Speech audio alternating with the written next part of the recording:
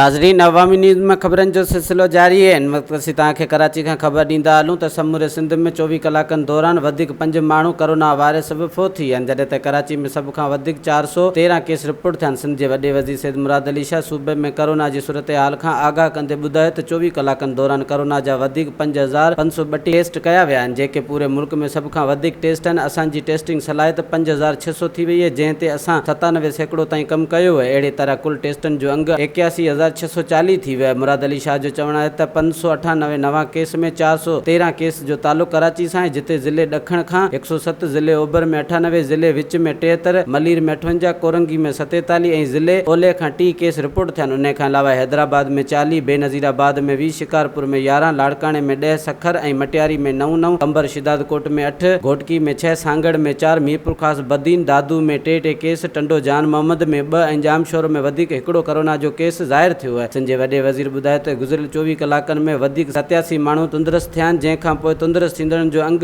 1940 थी वियो आहे। वधीक ख़बरनि ऐं तफ़सील जे लाइ विज़िट कयो असांजी वेबसाइट awamiNewsHD.com ऐं ॾिसंदा रहो अवामी न्यूज़ HD।